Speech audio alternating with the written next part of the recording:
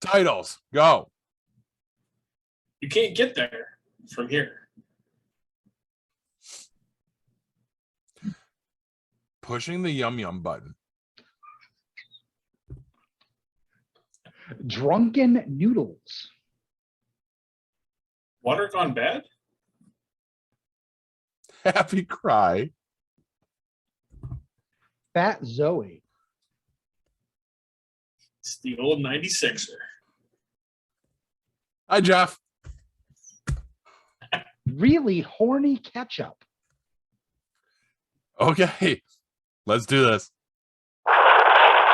Warning. What you are about to hear contains explicit language, adult themes, and potentially disturbing content. The views and opinions expressed are those of the hosts and do not reflect the opinions of anyone else, anywhere, ever, in the history of the world. This podcast is intended for an immature audience and should not be listened to by anyone, anywhere, ever, in the history of the world. You know, fuck it. You've been warned.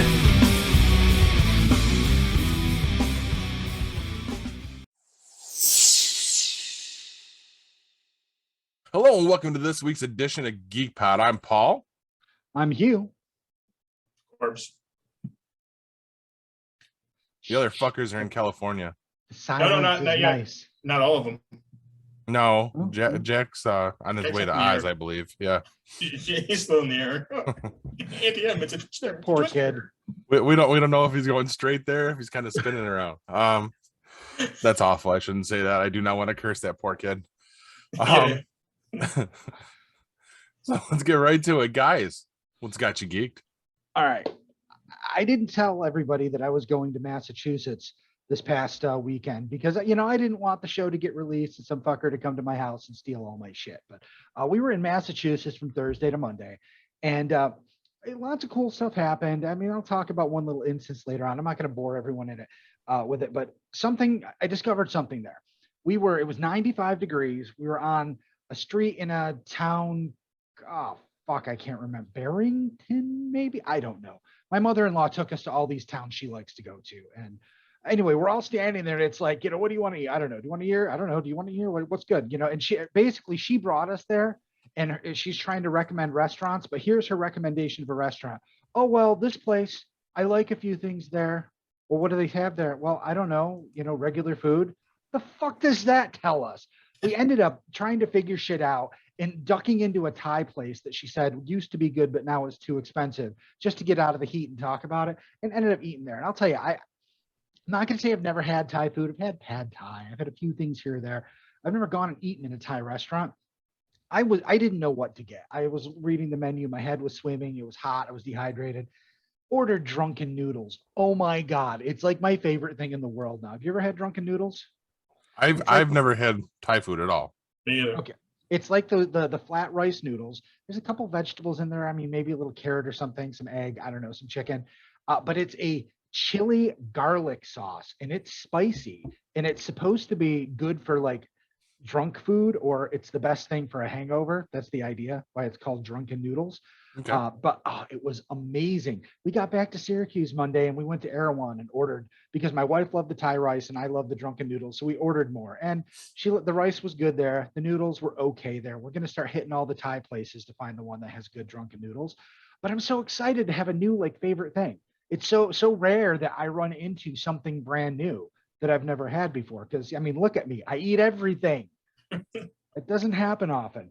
The other thing I'm excited about is I went to Wegmans tonight and discovered another thing I've never put in my mouth. I was getting some rotisserie chickens, and I decided I wanted a sauce to put on it. And I have a thing about chicken and sauce. I loved Liam Perrin's white wine Worcestershire sauce. They later called it Worcestershire sauce for chicken. Liked it since I was a kid. That's what I would just put on chicken. I loved it. They don't sell it anymore. It's gone. Every time I eat chicken, I get a little sad inside because of this. So I wanted something to excite myself a little bit. Went down the sauce aisle, found this thing called sweet and spicy Capital City Mambo sauce. Now, apparently, this is a wing sauce that they only really make in Washington, D.C. It's a regional thing. And the company that made this and sells it now on store shelves, they used to live there. And when they moved away, they wanted to, bring some of that flavor with them, and it ended up turning into a company. Now, it's about $7 something at Wegmans. It's pretty expensive. I don't usually spend that much on sauce. It's a bit barbecuey. It's a tomato-based sauce that's sweet and sticky, but also has a really good spicy kick. It's almost perfect. It's like really horny ketchup. That's really the best description I can give you. Yes, Paul, I know you're writing that down. If you can try it, they have a regular version and they have a sweet and spicy version. I'm always going to go spicy, but man, this shit is the bomb. It is so good. I put it on my chicken. I put it on my stuffing. I put it on my broccoli. My plate was red with this stuff. Nice. Yeah. It's not a spicy thing, but have you ever tried yum yum sauce? Yum. It's usually more of a hibachi kind of thing. Oh yeah, I don't like that. It's like the mayonnaise based. Yeah. Yeah, it's sweet. I fucking hate that shit. Oh my god, I love that shit. I spent all last summer after I discovered it, like putting it on everything, like trying it out. Oh, does it work on this? Does it work on this? You know, I'm not just gonna say that it tastes bad, but I have a grudge with yum yum sauce. So for years, we would only go to Ichiban. Ichiban had the ginger mustard sauce. That's what they serve. That was hibachi to me. What I discovered is no other place has that. And now that Ichiban is kind of gross and dirty and sucks, and we don't want to eat there anymore, I have to put up with all these other places, and it's just a plain ginger sauce and yum yum sauce. And I always say, no, please give me 2 ginger sauces, and they always still give me yum yum sauce. And I'm like, I don't want to put fucking mayonnaise on my rice, okay? Oh, it's probably good on some things, but I just, but that's it for me. You know, I'm geeked about shit I can put in my mouth. Look at that! I shouldn't have touched the yum yum button, huh? Seriously, dude, don't ever touch my yum yum button again. Corbs, what's got you geeked? Wow, can't follow up the yum yum button. Tonight. For me, it's my mom. She was legally blind. Okay. Yes. Due to her diabetes, she has a difficult time walking around. Pretty much have to lead her around wherever we go, take her out to dinner or whatever. You got to kind of hold on to her so she can see. But she was supposed to, I want to say 2 years ago, supposed to have surgery on her eyes to fix her cataracts. Right. And she could never get her blood sugar under control to have it done. And her old doctor kept just throwing medicine at her. Here, take this. Here, take this. Here, take this. And I referred her to the doctor that I go to. I said, just give her a shot. If you don't like her, you can always go back to your own doctor. Well, she went and saw my doctor, and she took her off a bunch of the medications and put her on something, her weekly shot. Which, Paul, you understand? You know what I'm talking about. Yep. Yeah, I take a weekly shot also. But she was put on Bydureon, and her blood sugar went from anywhere from 11 to 13 down to 8 or 9. That's a good drop. So it dropped significantly. So they okayed her for her surgery. She had her surgery on Tuesday. Nice. So, and she's still, obviously still can't see. The doctor said everything went well for her. So she should, but they're not there. She's supposed to have one this week, her right eye this week, and her left eye next week. But her right eye the cataract was so big in her eye that they're going to wait and do the other one later now. But they're hoping they figure that in about a month or so, she'll gradually start to get her sight back when her eye heals and whatnot. So she should be able to see a lot better. Very good. And then when they do that, then they'll go in and do the other eye. The other eye isn't as bad. The left eye is, or the right eye, the right eye has been like that for about 4 or 5 years. It's gradually gotten worse. Now it's to the point where she can't see at all. Like she can't drive, nothing like that. So she spent all of COVID sitting on the couch watching blobs on the screen of TV. So. Yeah, so it's good. She's with my sister right now. My sister took her to her surgery and whatnot. So she's over there. She's got to go back to the doctor on Friday at 2:00, and they'll let her know if she's having the surgery on Tuesday. And if not, then she's probably going to come home, and she'll be home here with us after that. So, and then for me after that, it's Memorial Day weekend. nice 3-day weekend coming up. So I'm gonna try to play golf a couple of times during the break here. So Nice. no, it's not too much for me. All right. Mine was the Atrophy escape ward. We did that Saturday night, and holy shit. I've been waiting to hear about this. Unfortunately, you only get half of a review because Jack's not here, but phenomenal. It's the production value on it is amazing. They've gone all out on this thing. It's fantastic. It's not an escape room where you're just figuring out puzzles and stuff. There's a whole very loose storyline to it, because obviously they can't make like a very detailed storyline because their whole point is to scare the fuck out of you while you're doing it, and they do a really good job. Everything from, and I don't want to give too much away because I'm hoping that we'll all get a chance to experience it. Do they? I know we were talking about it. It's something like it's like a pop-up that they do here in the area. Does it travel around? No, and that was my mistake. It's not a pop-up. They have an actual physical location. Like and even that sets the mood for you because it's literally in like an industrial rail yard. And you just come around the corner of the building and there's the entrance. There's this eerie red light that's where you go into the building. And the moment you step in, you're in it. You're in a waiting room, just a darkened waiting room that everything is lit by electric candles. And as soon as you step in that door, it's 1920s era everything. There's a room off to the right that's all set up, and there may or may not be somebody waiting in that room.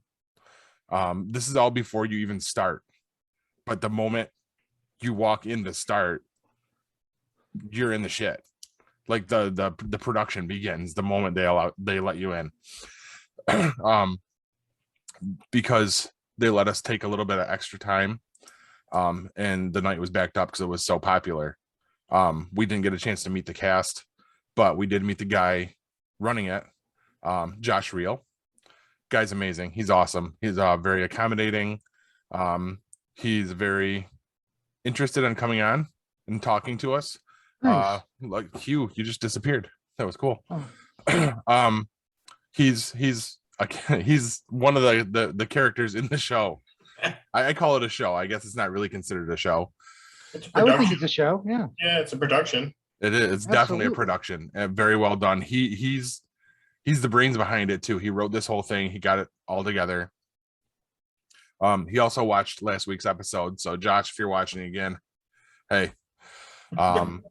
And he singled me out at the end of it after the show was over and told me he watched the show and said that the entire cast wants to try that Mountain Dew now.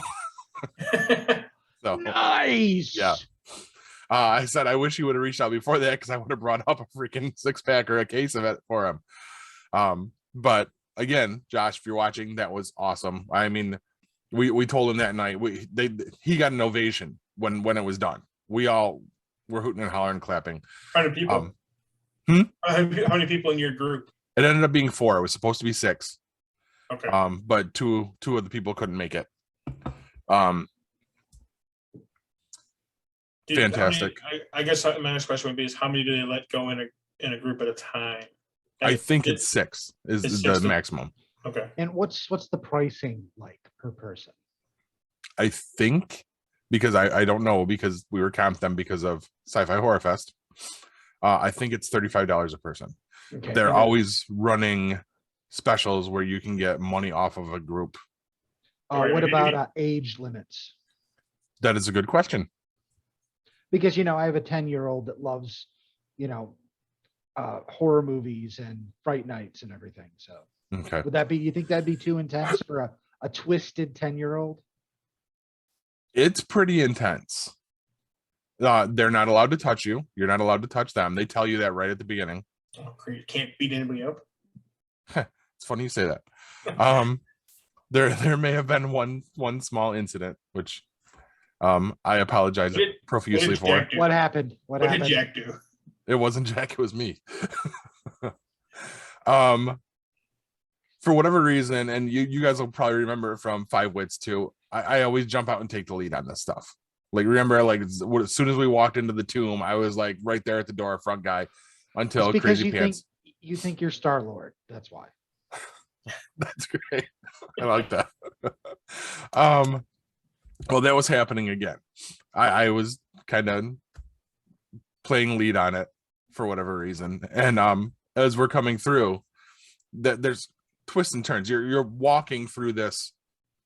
Well, not always walking. I'm not going to give anything away.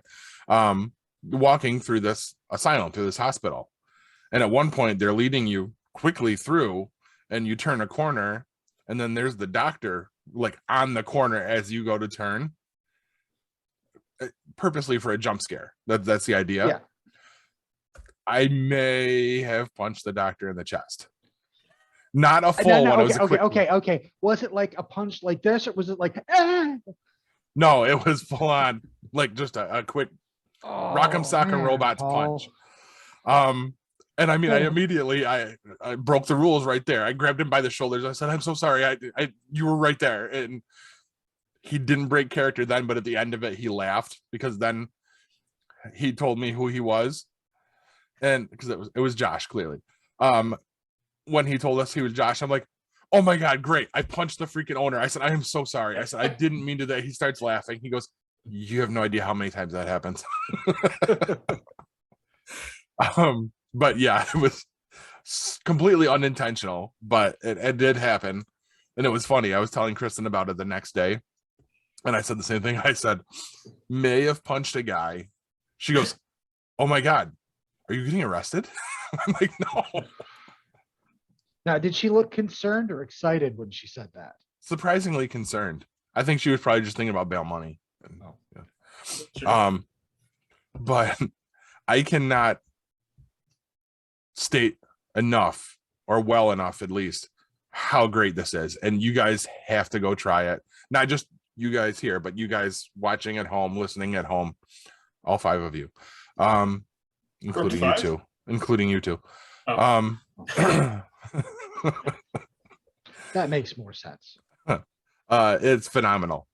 And again, come see them and us at Sci-Fi Horror Fest in August, because they'll also be at the show.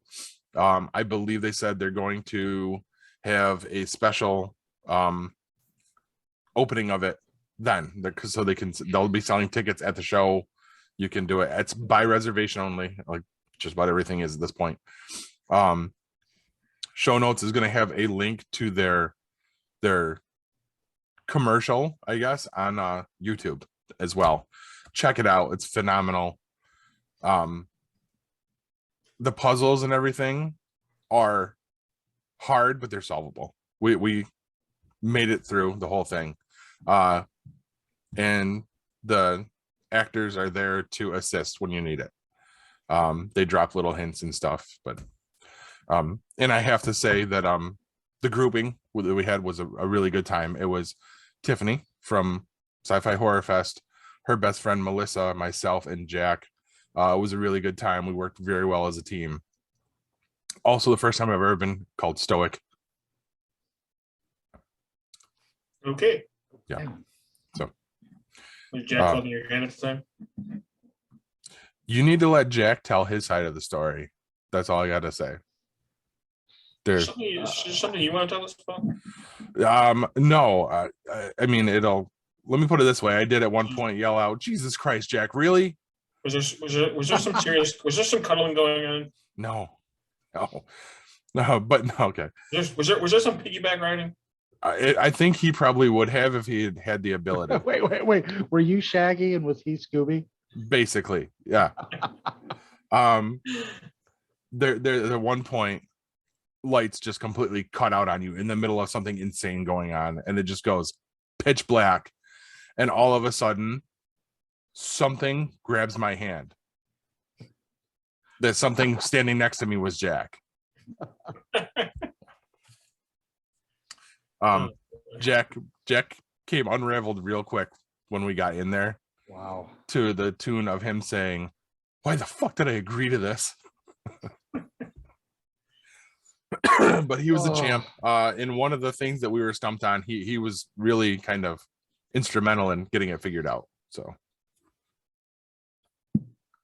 Yeah, I know Poor that. Jack. I know that Kelly said that she wanted to go and do it. She was kind of mad that I couldn't go, but we had stuff going on that day. So yeah. Well, I wouldn't have been able to have her come along anyway. Like it would have been just you. no, I understand that, but she wants if we have a chance to go back and do it, she would like to Look at this, trying to ride the Hey. coattails. tag along or whatever. So Or Yeah, you could do what I'm gonna do and just go book a thing for tomorrow and I go check it out. You yeah, I don't know the next time it's opening right now. I checked their website and there's no weekends open on it right now. Does that mean they're booked or they just aren't open every weekend? It's not open every weekend. It's random times throughout the year when Wow. these come up. Yeah, it's That's got to be tough to make money like that. I don't know. I mean, clearly there's a lot more money to be made, but I wonder if that's part of their mystique is then it's like, oh shit, it's coming up on this weekend. We better get tickets. You know what I mean? Yeah. I wonder if they do. I wonder if he does it someplace else. If he's got a different one someplace else that he does, like on off weekends. You know what I mean? Right. I guess we should get him on and ask him. Yeah. Sounds like a plan. Yes, I'll reach out because we've already made connections on Facebook too. So we have the ability there. So what are we moving on to? Guys, are you playing anything? Is anybody gaming? No, No? I've been vacationing. I've been I golfing. haven't been vacationing or golfing, but I also haven't had time to play any video games. So I played cornhole last weekend. hey, what you and Kelly do is your business.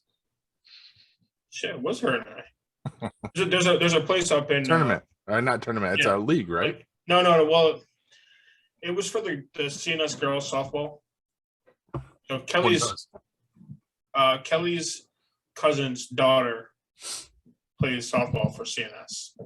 So we were over there for his birthday, and he said, "Oh, hey, you guys should come and play in this. It's $25 a person." I was like, "Okay." So we decided to go ahead and do it. It was last Saturday. It's up at a place it's in Brewerton. It's just where where the waterfront is in Brewerton. Mhm. Brewerton Yeah. Speedway. There's that little light right there, just past waterfront. And the Brewerton Speedway is just up on your right hand side. Yes. If you go left down that road, maybe quarter mile or so, there is a place called Woody's on 37. Okay. It's a small little bar. It's got a small little bar in it, but it's got 6 cornhole, I guess you would call them courts. And out back, they've got 5 horseshoe pits. Is it which way left? If you're heading north, so when you get to that light, if you look up and you can see I think it's the Marabito and the Brewerton Speedways to your right. Yeah. So if you're coming from Cicero, It's yeah. So you get to that light and you turn left.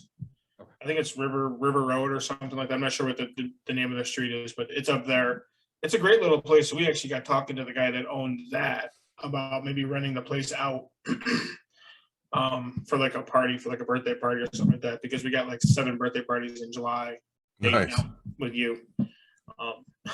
So we were talking about renting it out, but they're booked. They're booked until the end of August. Wow. So yeah, it's a great place. We played in the tournament. They have a lot of good players. They had a lot of good players there. A lot of people that were actually in the leagues at this place. They have leagues there all year long, in the summertime, in the wintertime. A lot of those guys were playing in this tournament. We actually finished 13th. So we actually did pretty well for the tournament. So Nice. yeah, it wasn't too bad. It was a good time. And then I played golf in the morning that day.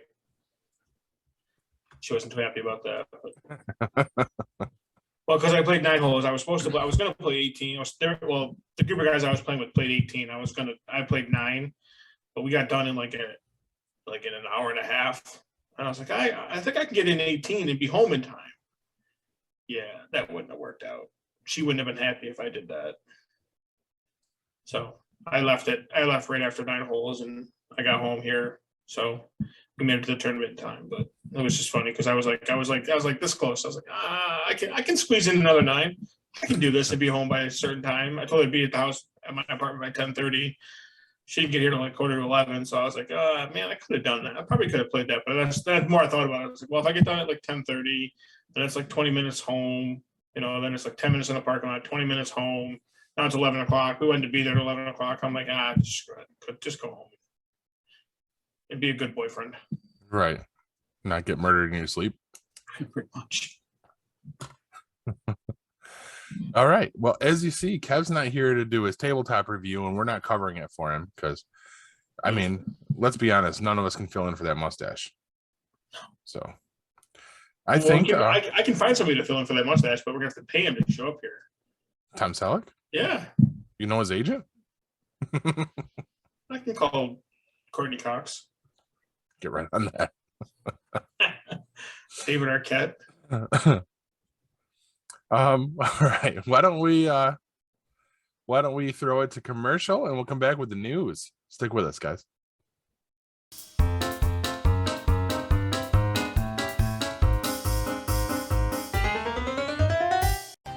The 4th annual Sci-Fi Horror Fest is coming with an all-new location, new guests, and all the same fun, charm, and camaraderie that you've come to know and love. Sci-Fi Horror Fest has a new home for 2022 at the Vernon Downs Casino and Hotel in Vernon, New York. Sci-Fi Horror Fest will be held on August 26th and 27th. Sci-Fi Horror Fest is a family-friendly event featuring fun activities, vendors, and a media area with an eclectic group of podcast personalities. Exciting celebrity guest appearances will be announced soon. For more information and to purchase tickets, go to www.sci-fi-horrorfest.com. Sci-Fi Horror Fest is currently looking for volunteers. This is your chance to be a part of the fun. Please note, details of the event are subject to change due to any lasting issues due to COVID-19.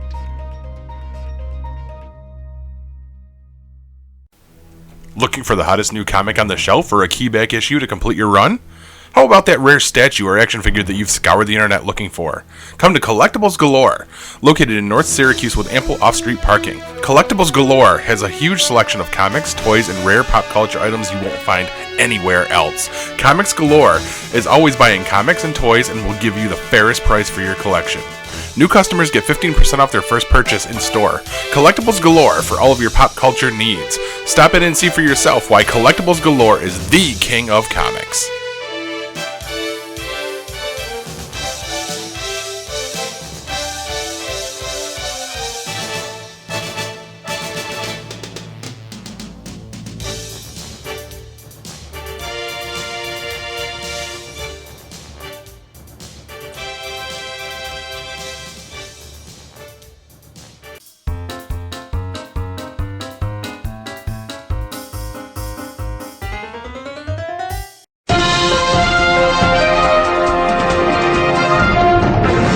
Now, before you sob over the series finale of This Is Us, let me make something crystal clear.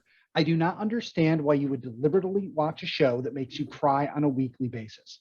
My wife watches the show, and when she told me it makes her cry every week, I suggested we have her checked for a stroke or early onset dementia.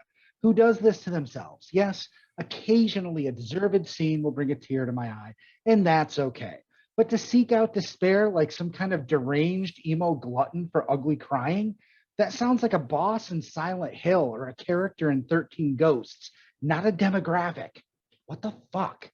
Anyway, here's the news.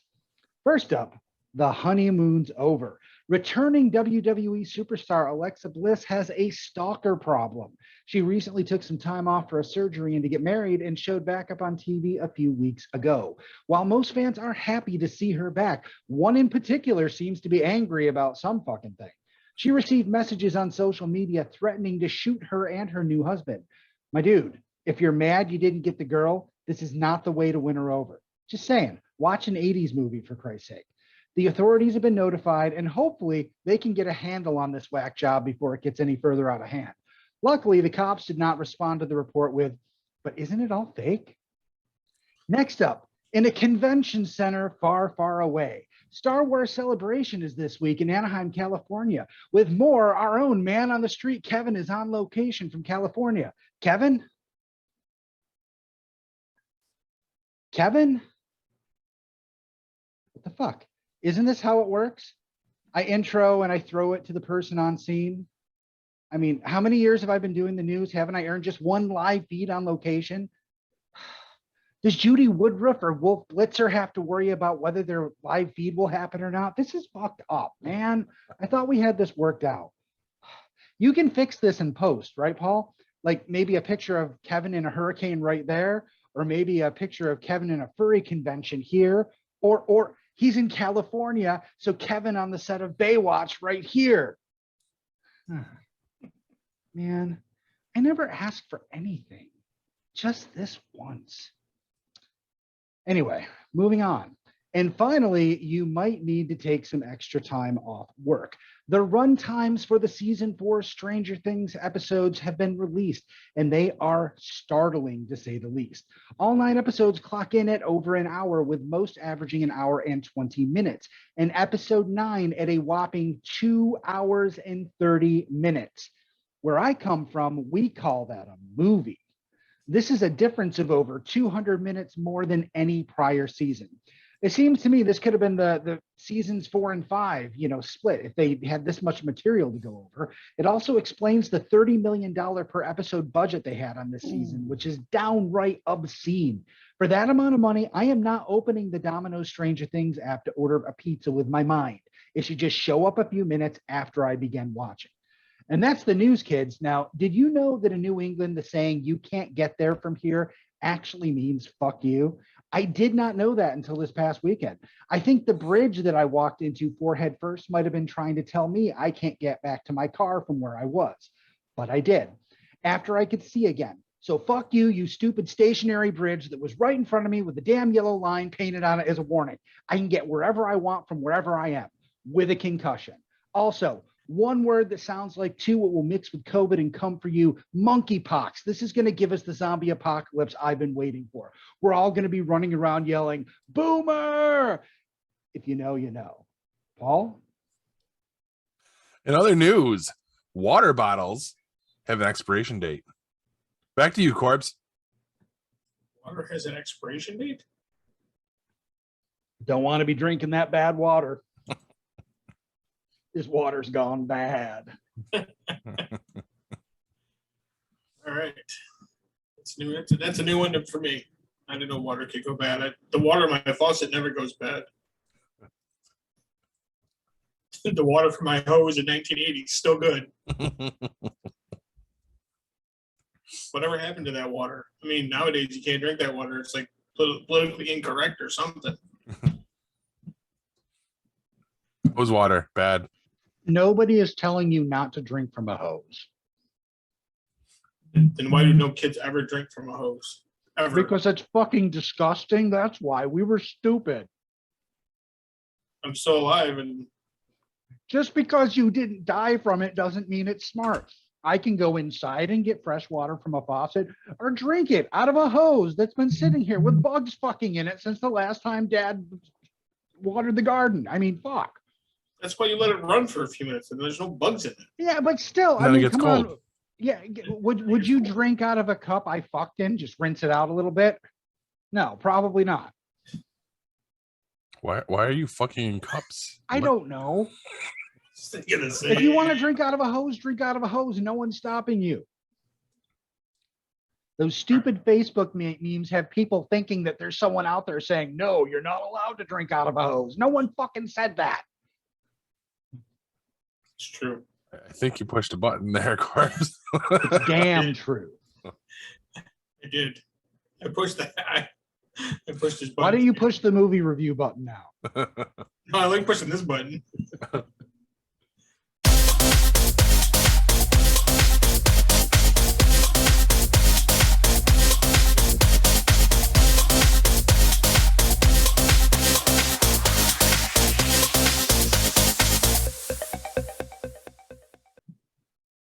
All right. Well, speaking of drinking out of a hose, so the movie I'm going to do this week is The Great Outdoors, starring John Candy, Dan Aykroyd, and Annette Bening, which I did not realize that was her. It was released in June of 1988 and directed by Howard Dutch.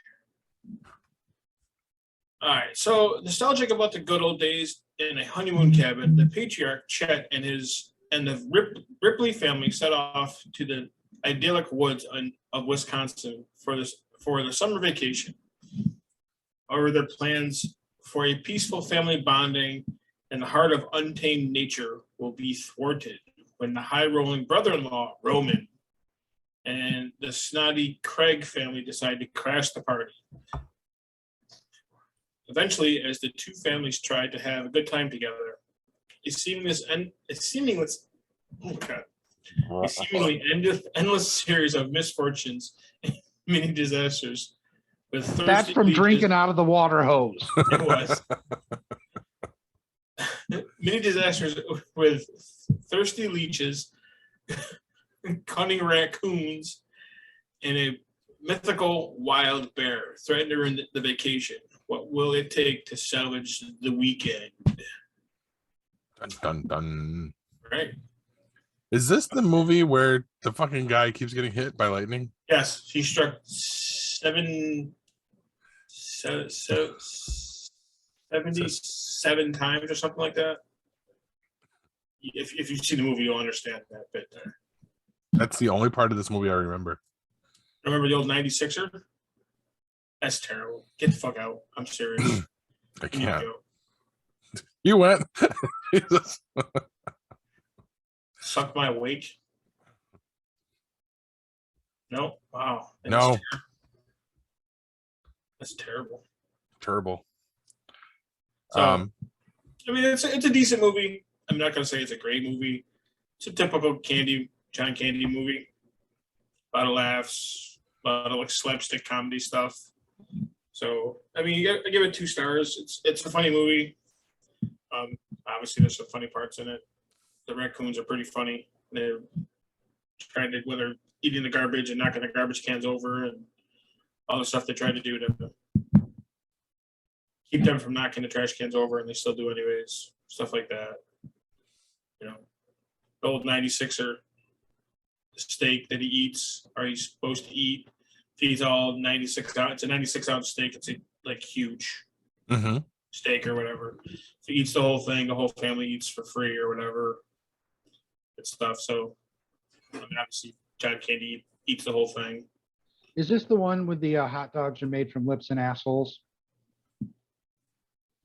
Yes. And then the raccoons say Yes. it too. They like have subtitles for the raccoons. Yes. Yeah. Yes. I remember that. I've actually seen this one, or at least that part. Yeah. Yeah. There's I that still one. quote that. Avery asked me recently what hot dogs were made of. So there's that, and then obviously the boat that Dan Aykroyd rents. It's called Suck My Wake. They're supposed to go water skiing with it. They're supposed to get this like a regular old boat. He got a power boat to go water skiing with. So it's pretty. There's, like I said, there's some funny scenes in it. I mean, it's not something that I'm going out of my way to watch. It was on the other day on Epic, so that's why I watched it. So, but it's a decent movie. But like I said, like 2 out of 5, I'm going to give it. So. Well, if it tells you anything about this movie, You don't even review there's it? no Ebert review for it. Nice. Couldn't get to the New York Times review for it, so we've got the LA Times review titled Candy Aykroyd Wasted in Great Outdoors from June 17th, 1988. The Great Outdoors is about as much fun as ants at a picnic for anyone over the age of 10. It's a crass, blah comedy about summer vacation perils that teams Dan Aykroyd and John Candy, but gives them next to nothing to work with. If the prolific and profit-making John Hughes weren't the writer, as well as the co-executive producer of this scattershot nonsense, directed frenetically by Howard Deutsch, it's hard to Dutch. It's Deutch. Douche. Sure. His daughter's a big actress now, by the way. How big? Zoe Dutch. I don't She's know not who that is. big. Well, I mean, she's been in a bunch of stuff. I meant Whatever. she's not that big. Not that big, no. She's tiny. Very, very little. All the Zoes are, aren't they? I think so. I've never seen a fat Zoe before.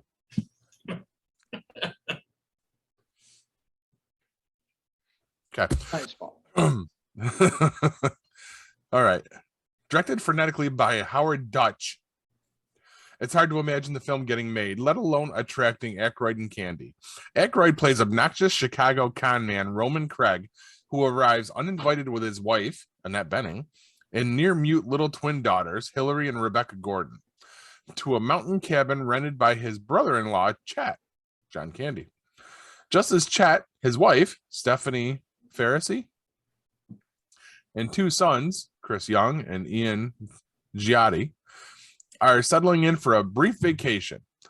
Chet is a sweet, sentimental guy, a conscientious husband and father who loves the serenity and natural beauty of the forest and lake. Roman takes a look at the view from Chet's porch and envisions condo developments, lumber or paper mills, and toxic waste disposal plants. Nice.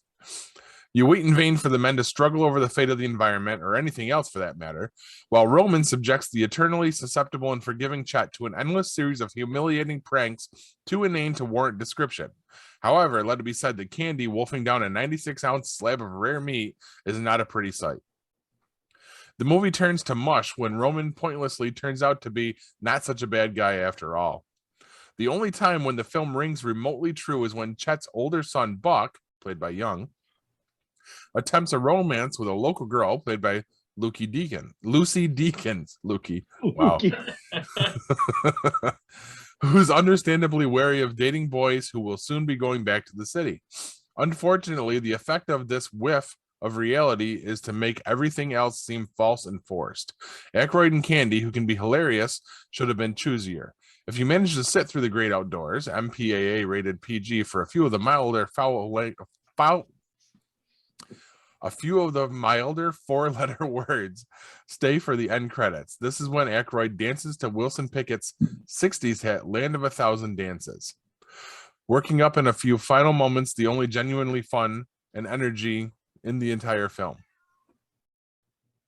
Wow. Yeah. So is the movie, an hour and 30 minutes. Yeah. For the 80s, it wasn't short. That's a normal movie. Yeah. Yeah.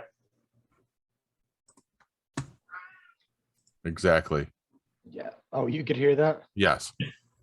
Riley, you're internet famous now. She looked at me. She doesn't look amused. Oh, see, she doesn't like the review. Excuse me. So yeah, it doesn't sound like that's a very well received movie at all. No, yeah, it's one of those, like, you have to watch it to watch it, to appreciate it, if you want to appreciate it, type of thing. How can you appreciate a movie without watching it to begin with? It's true. Speaking of that, I did not know this, but did you know that Rotten Tomatoes went back and publicly apologized for their review of Constantine 15 years ago? Is that aged better? Is that the idea? Well, the fact that it's a cult classic, and now, I mean, you can see elements of John Wick in the way he played Constantine, and it's actually a really good fucking movie. No, it's not really, it's not the comic book.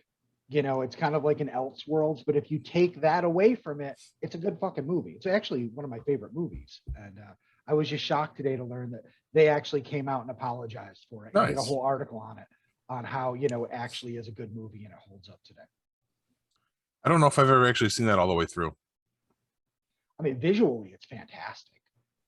The one thing that sticks out to me recently is everyone's saying it's probably one of the best depictions of an on-screen Satan ever.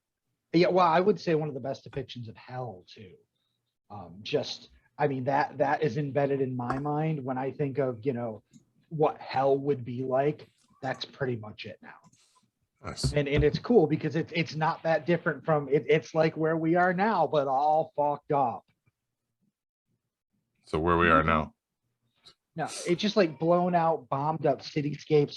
The one person described it as it's kind of like a city where a nuclear bomb is half going off all the time. Oh, it's just you've got to see it if you haven't seen it. I'm gonna have to make a point, and it's on HBO Max, right? Yeah, it's just gotten new life there. That's part of the reason this kind of came back up, and it's a cult classic. And yeah, I would put it at one of my top 10 movies. It's fantastic. Nice. As a Constantine fan, I get the criticism, but that's what actually got me into Constantine.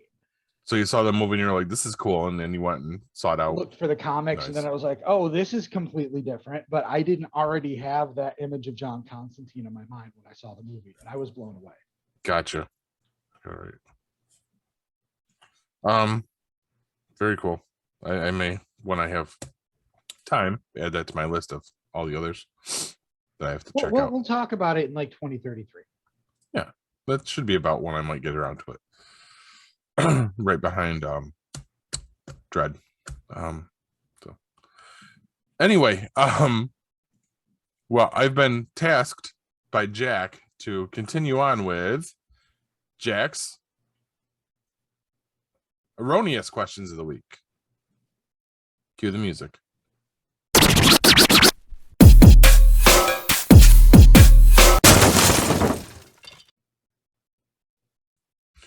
Okay, so I limited him to two questions.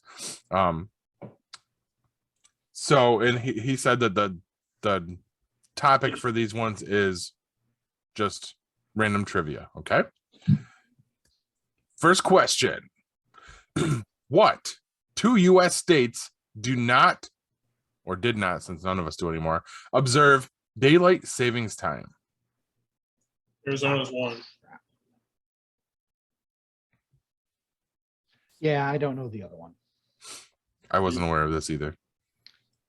I'm Somewhere thinking I it's would like one to of the go. Dakotas. No, you wouldn't want to go to a Dakota. No. Is that Puerto Rico? It's Arizona and No. Hawaii. Boom! Corbs gets it. Look at him go. I knew Arizona. I wasn't 100% sure about Hawaii. So. Yes. And finally, the only reason I know Arizona is part of my team works in Arizona. So. gotcha. I thought it was going to be the Public Enemy song. So part of the time they're 2 hours behind us, and then half the year they're 3 hours behind us. All right, final question before we go into break. What country is known as the land of the white elephants? Elephant. Single. The land of the white elephant. I mean, that evokes India right off the bat, but I would think I would have heard that phrase before. You're incorrect. Following your line of thought, but you're incorrect. Corbs, you want to give it a shot? I'm thinking either Africa or Asia, but I'm not sure. Asia is a continent. Yeah. Oh, I thought he said Egypt. I got no fucking clue. All right. I would think it would also be land of the millionaires who like to buy young boys, but it is Thailand. Oh, wow. Ta-da! Yeah, I thought Thailand was just, a big city where they had lots of hookers. I didn't realize there was room for animals too. Apparently. I'm afraid of what they might do to those white elephants there.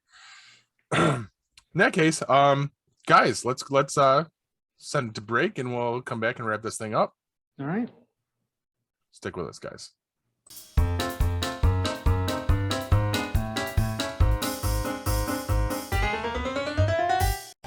The 4th annual Sci-Fi Horror Fest is coming with an all-new location, new guests, and all the same fun, charm, and camaraderie that you've come to know and love.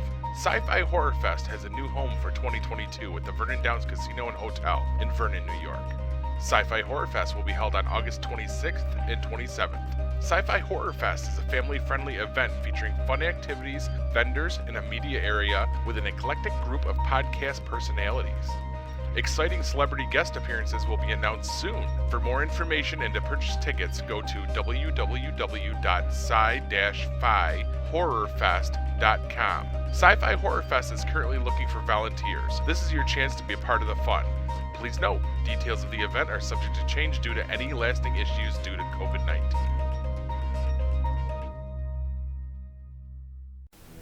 Looking for the hottest new comic on the shelf or a keyback issue to complete your run? How about that rare statue or action figure that you've scoured the internet looking for? Come to Collectibles Galore. Located in North Syracuse with ample off-street parking, Collectibles Galore has a huge selection of comics, toys, and rare pop culture items you won't find anywhere else. Comics Galore is always buying comics and toys and will give you the fairest price for your collection. New customers get 15% off their first purchase in store. Collectibles Galore for all of your pop culture needs. Stop in and see for yourself why Collectibles Galore is the king of comics.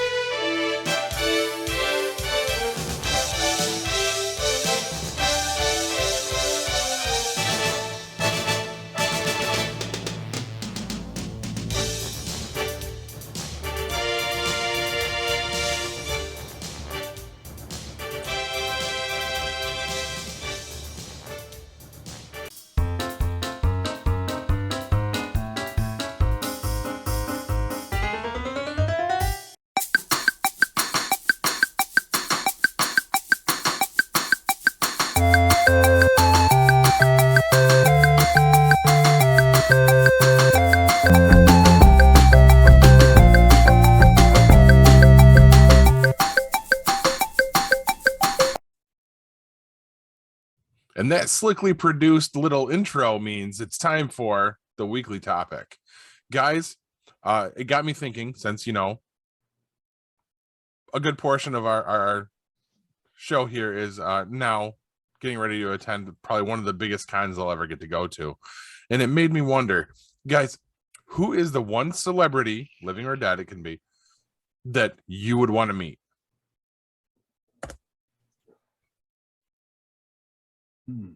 Wow.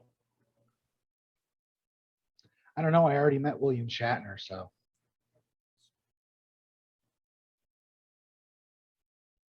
Wouldn't mind meeting Alton Brown. Nice. He's Or a cooking guy, right? Yeah. Or Anthony Bourdain. He's dead. So there's a living and a dead. I mean, I already met William Shatner. I met Bruce Campbell. I don't really have anybody else on my bucket list. So. No, my list got significantly shorter now that I've met Kevin Smith and basically everyone connected. I would have to say for myself, it would be either Stan Lee or Bill Sienkiewicz. Who's that? A seminal artist on Moon Knight. I think he also did a run on Batman. Very gritty style, very 80s dirty. Man, art. I hope you never use the word seminal again. That just It's not inseminated. It's makes me think seminal fluid. Corbs. How about you, Corbs? I think I can guess one of them. I don't know. I mean, obviously, one of the people I'd love to sit down and talk to is Joe Jackson. I'd love to just to get a chance to talk to him. You know, Just don't write him any notes to read. oh no, he can read now. Wow. Now he can? You sure? Yeah, he did. His wife taught him how to read. Oh, that's right. I forgot about His that wife part of the did teach story. him how to read. Yeah. When he was playing, he couldn't. But after he's playing days were over with, his wife taught him how to read. I mean, he's not going to be reading War and Peace. And so Neither am I. Neither am I. Obviously, that's one of them. I mean, there's to be honest with you, there's a bunch of people that I would love a chance to sit down and talk to. I mean, if you're talking historic figures, I would love to sit down and talk to JFK, Abraham Lincoln, George Washington. You know. Now he's just listing off dead presidents. Well, I like dead presidents. They spend well. This they do. You know, just for me, you can go into many different directions. I mean, I'd love the chance to meet. I've already met Robin Ventura, the third baseman for the White Sox. He was a great guy. I've met Frank Thomas, but those guys are the guys that I'd like to meet. You know, baseball wise, Barry Bonds, Roberto Clemente. Take my father with me to meet him, stuff like that. I mean, guys that are just, for me, it's like sports guys. The one guy that sports wise that I would love a chance to meet and sit down and talk to is Greg Norman, the golfer. I've always liked him. He's my favorite golfer. Even now, even though he hasn't golfed in 15 years or whatever because of a bad back. I would just love the chance to sit down and just to pick his brain and stuff. So for me, that would be it. Yeah, that just makes me wonder if you did meet like the sports people, you could sit down and talk sports with them. That makes sense. But the presidents, what are you going to do? JFK, how was Marilyn in bed? Abraham Lincoln. So how tall of a hat can you actually wear without it falling off your head when you walk? George Washington, how did you make it so your wife didn't know you were fucking the slaves? I mean, what are you going to ask them that, that really isn't going to be questionable, I guess? I don't know, just talking to them about their beliefs and stuff like that. I was kidding. I you don't have to justify it. It was a joke. No, I get that, and you're right. I mean, there's for a guy that's not really a political person, I don't talk politics with people because if my politics don't coincide with your politics, then in my mind, there's and I very well could be wrong. Like my friends, the guys I golf with, they're all very political, and they talk politics all the time. And I just don't get into the middle of it because I don't want that to be something to come between friends. Some people can let it go, and then there are other people that are just like, well, if you don't believe what I believe, then you're an asshole. Mm-hmm. And I just. For some reason, I don't get involved in it because if my politics don't coincide with your politics, then is that friendship tainted because of it? The way you think and the way everybody else thinks isn't the same way that I think. I got it. JFK and Abraham Lincoln. I'd ask them both, what are your thoughts on gun control? It could be better. So... so to sit down and want to talk to some of these people, yeah, obviously it's a weird thing, but I don't know. I just, what was the last thing that went through your mind besides the bullet? It was the bullet. Oh shit! Was that a bullet? I had no idea. I was dead. So I don't know. But yeah, for me, obviously, it would very, very much be sports oriented. Obviously, Obviously, I have a lot more knowledge on that in that area. So to talk to these people, the sports figures and whatnot, would be kind of cool, I guess. I think it would make it more fun if we made each other go talk to the ones that we wanted to talk to. Oh, fuck! Send Corbs to talk to Stan Lee.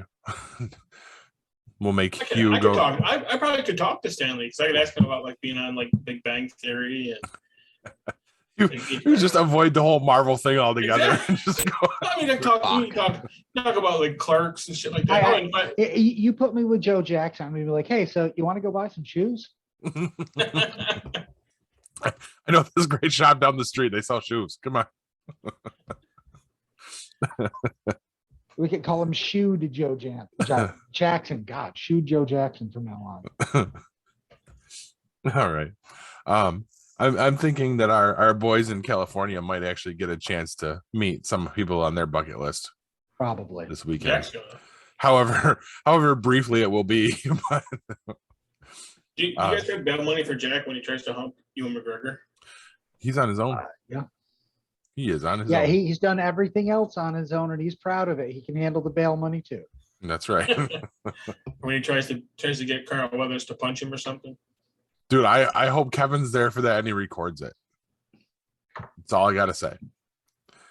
I want to ask you this question, and it's on camera. So, do you think that they're really going to meet up out there? It's a big place, and I noticed that Kevin did not answer when Jack asked specific questions about lodging and stuff. Yeah. But again, I mean, that could be because Kevin was in Disneyland today. That's true. Yeah. So, and Jack isn't Jack staying with a friend of his out there? Yes. Okay. So I'm not quite sure why he was asking about accommodations. Maybe he was just wondering how close he's going to be, or if they're just going to show up on him. Yeah. Well, either if he's just going to show up to the hotel or whatever, or whatever. But if it was something where he was trying to coordinate how they were going to meet up or whatever, I don't know. I mean, just according to the text messages, the 15 that just came in just landed there. So Yes. So our boys are both safely on the West Coast. I'm No not worries, jealous at all. I'm not. I am. I wish I was out there, especially with the updates we've been getting. Oh, that's going to get worse as the weekend goes on. So. I know. Anyway, let's move it along. Guys, what are you watching?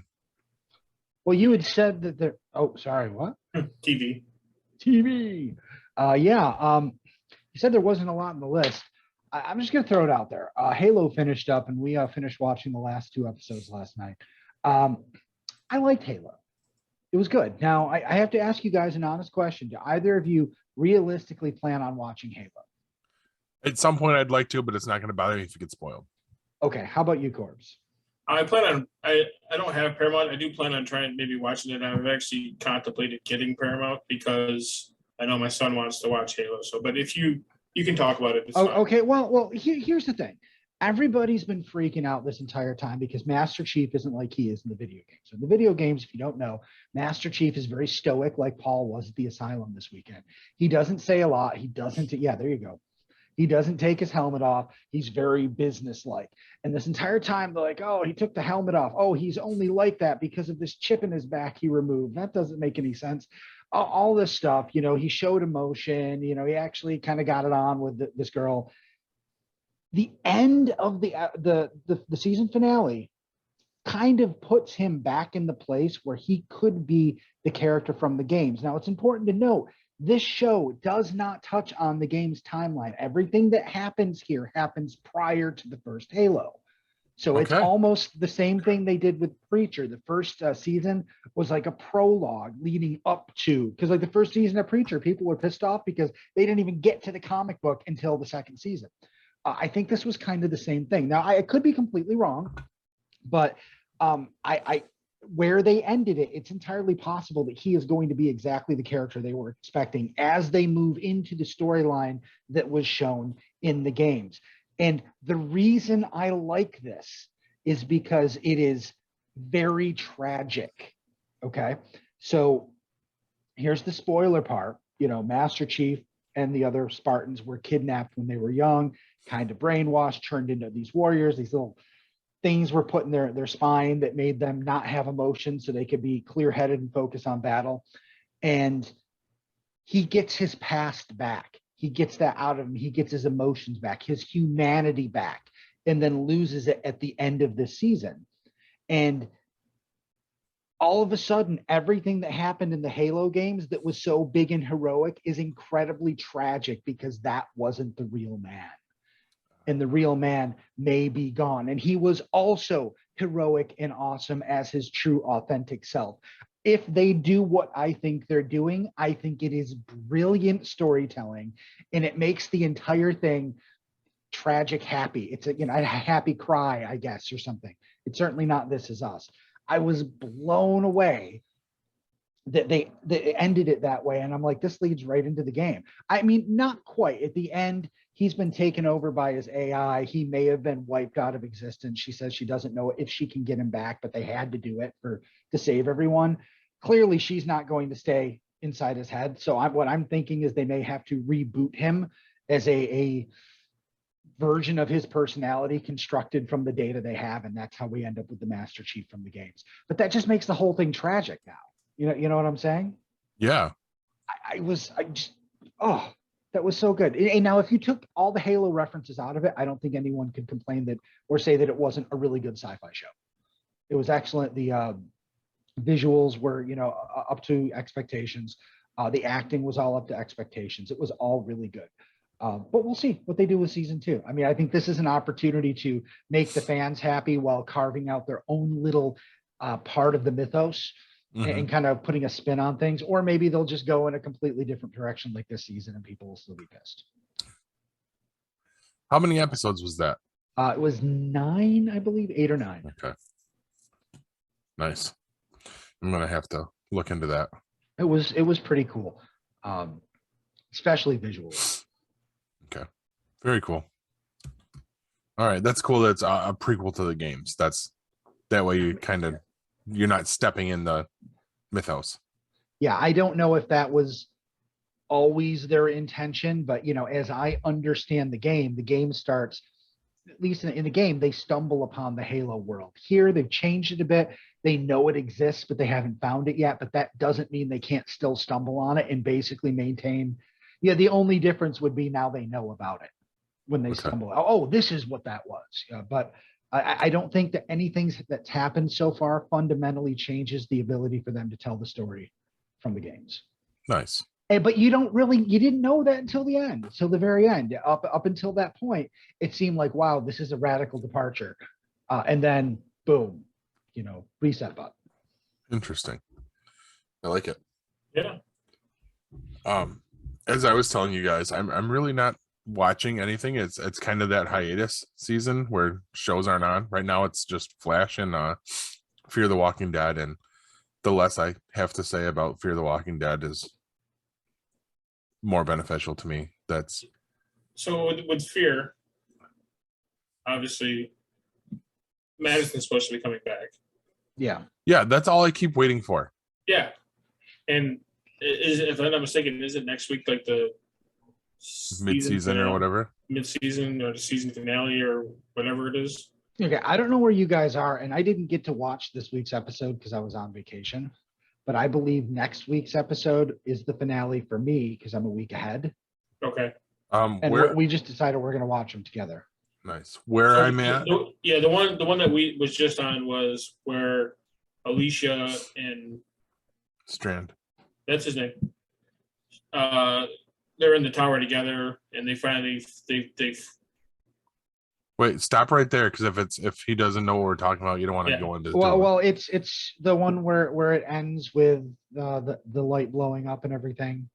Yes, and the fire starts. Yeah, that's the last one I saw. Yeah. Okay. That's something that was last week. So I'm assuming this week is the whatever it is, mid-season or season finale or whatever. No, there's two. Yeah, this week would be episode 15. Next week will be episode 16. It's always 16. Okay, so there's two more episodes. Okay. Nice. So they're saving her for the end. Show her in the previews the for cliffhanger, the second season. Yeah, which is, I mean, I understand why they do that, but at the same time, they have so much goodwill they need to earn back. It would have been nice for her to be here. Plus, with Alicia being the way she is, I'm like, really, are you going to kill Alicia just as Madison comes back in? I mean, yep. That poor woman, all of her kids die when she's not around. And her husband died. Everybody dies when she's not around. Right. It's true. Yeah, I don't know. I know last week we didn't talk about it, but I mean, like you guys say, I watch it because we talk about it, but I'm not impressed with it at all. I think I watch it out of habit at this point. Like that's what we do. It's just like in the character changes. Okay, her and Strand's against her, then Strand's with her, and then at the last second when he's going to do the right thing, he decides, no, you'll never love me. I'm going to fuck up everything. That's just so stupid. Yes. Yeah. There's no people don't change like that. Within a few seconds. God, the writing is awful. Yes, the show is horrible. I turned to Kristen during this episode and said, I seriously don't even know why we're watching this anymore. Like, it's awful. And apparently Siri or whoever is on my phone is mad at me now.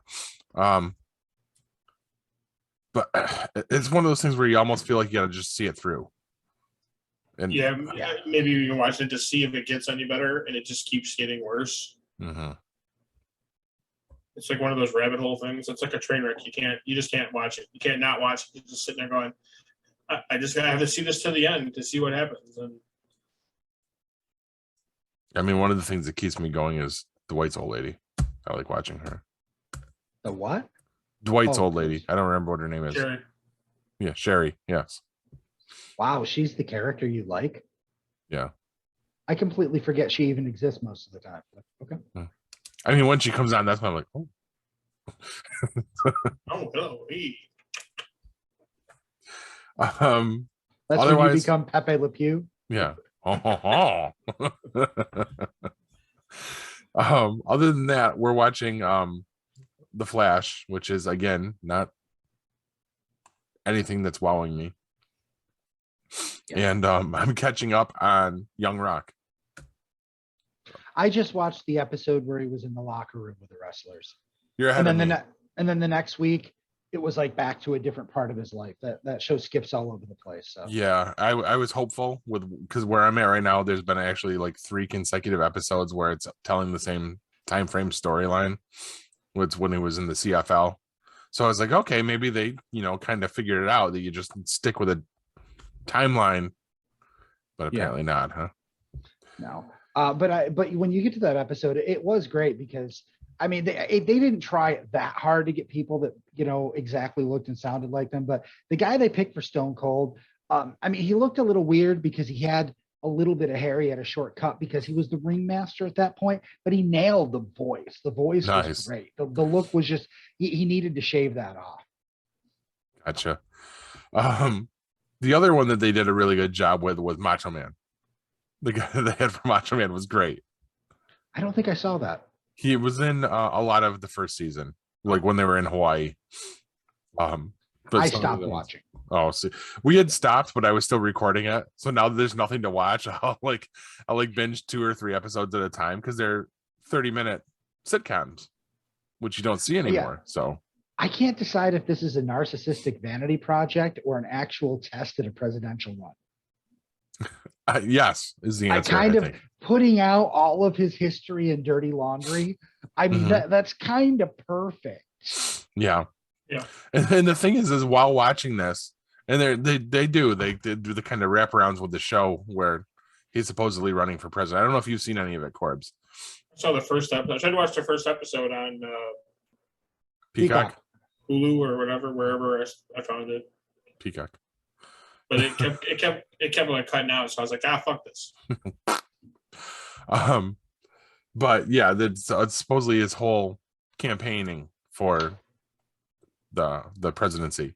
Yeah, and what is it? 2032. That's what it was. Yeah, and that's what Kristen says. She goes, "I'd vote for him."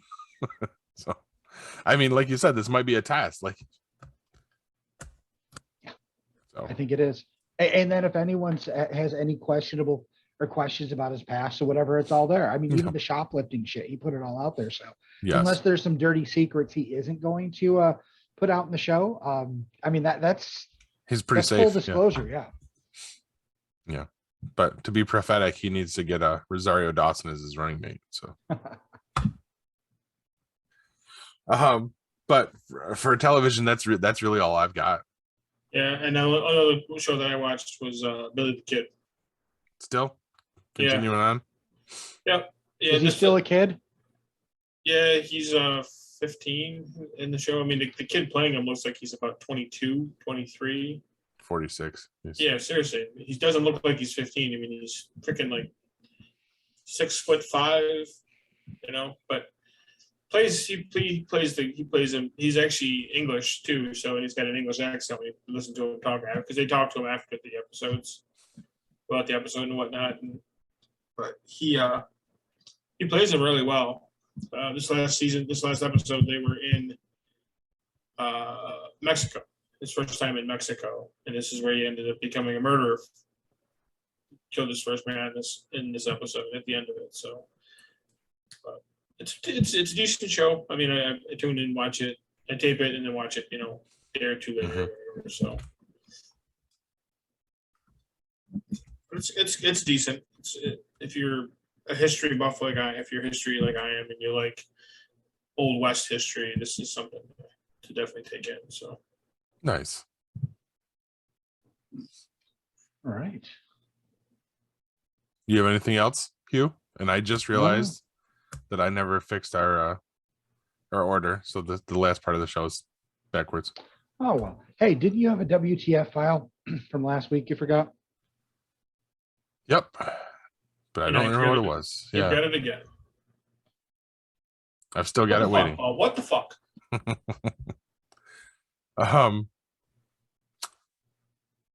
Yep, no idea. You have one for this week? I mean, I had something that happened, so we'll cue the music right now.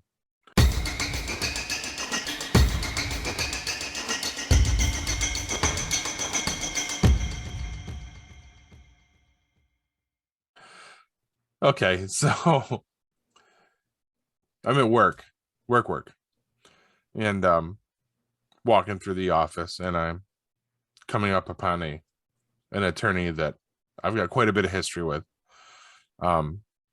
She actually worked for the company I worked for previously.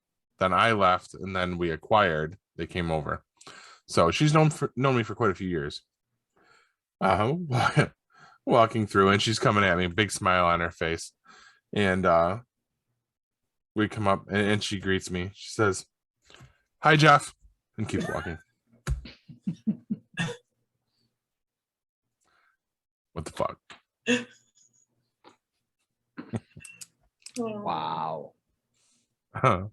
Easy, Jeff. Right. Hi, Jeff. But that's all I got. I don't have anything else. It's a late show this week. Those of them that were in the polls saying that our show was too long, I'll probably enjoy this. So Yeah, I don't. Well, I mean, it is a little long at times, but yeah. But you also got to add in 2 more people talking. Usually. So. Yeah. All right, that's all I got. Do you guys got anything else, or are we gonna wrap this up? Yeah, drop some nuggets. I can drop some nuggets. When one door closes and another door opens, you're probably either in prison or a mental institution. Good night, everybody, and mega bite me, bitches. This has been a GeekPod Network production.